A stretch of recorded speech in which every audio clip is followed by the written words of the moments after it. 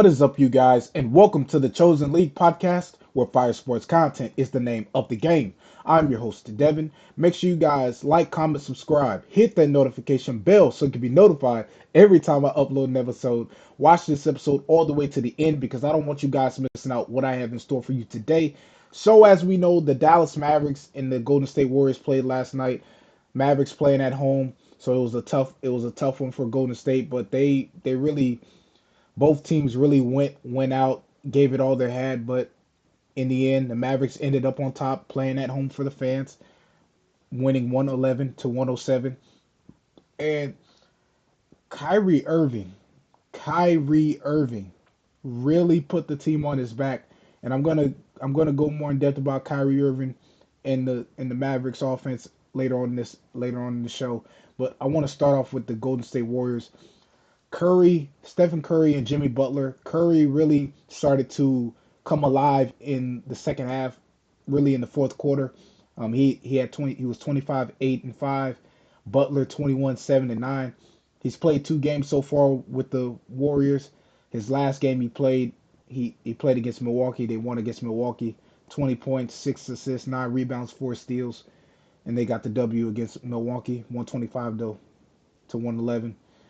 And so when I was watching their team, here was the main thing. We already know that the Warriors play small ball. Kevon Looney is their biggest player on that court. And also credit to not only Curry and Butler, also Draymond Green with 13 points, 5 assists, getting dishing it out there, putting up some buckets, helping the Warriors out in a big way.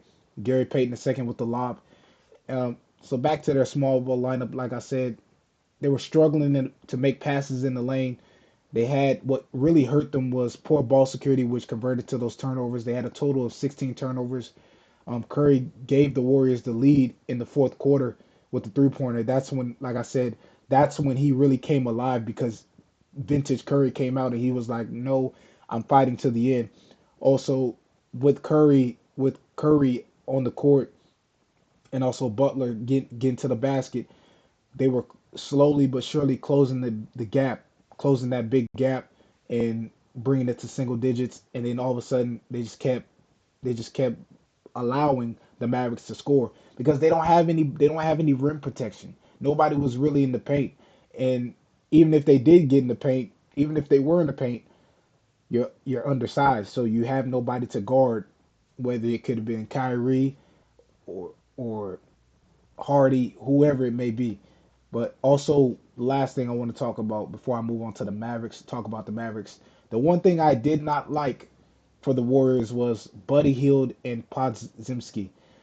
First of all, what I mean by these, when I'm talking about these two players, they didn't take advantage of the open shots. Buddy Hield was at the wing and the top of the key for a three-point shot. When they passed him the ball, Draymond kicking it out to him, Curry kicking out to him, Butler kicking out to him.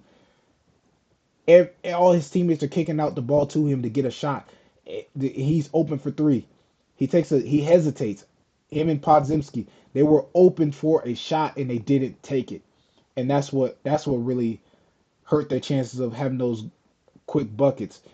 Those type of opportunities, when you're open for a shot, take the shot. Do not hesitate trying to drive to the basket and then kicking it out to another open teammate. That's basically what Buddy Hield and Podzimski did. And that's what really, I believe, what really hurt the Warriors at the same time because they had opportunities to take shots, Buddy Hield, and so on. So moving on to the Mavericks. First, I want to talk about Kyrie Irving.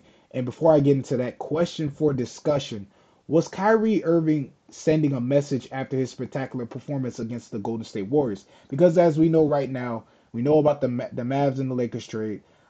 Anthony Davis is still out. He's going to be out for several weeks because of an abductor injury. But Kyrie Irving really put the team on his back, took over the game. Three pointers in the third quarter.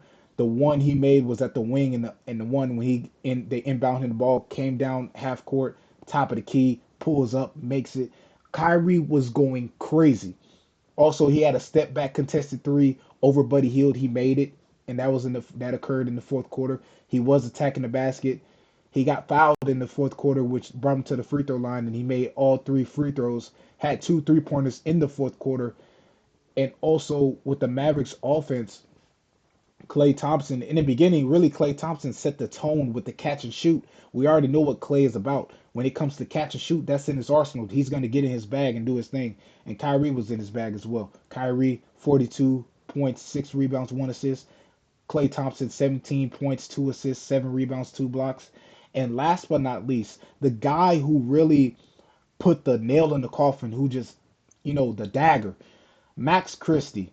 And I'm proud of him, the development and how he was able to translate his game and how he's been handling this trade. He's actually taken advantage of every opportunity that comes his way. And he's playing like himself. He's playing his game. 17 points, 4 assists, 5 rebounds, 1 steal. He also made a tough layup through contact on Jimmy Butler in the fourth quarter.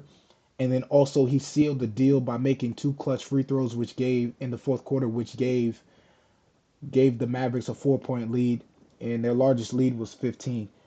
And also talking about the rim protection for the Mavericks, they did have a lot of second chance opportunities, rebounds, and they did a great job of boxing out defenders.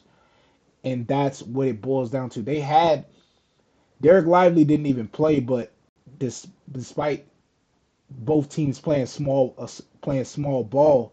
I mean, you have Marshall. Let's not forget they got Marshall, so he was in there playing, playing under the paint, and they held their own. But at the same time, the Mavericks had the support of their fans, and they weren't gonna lose in their house.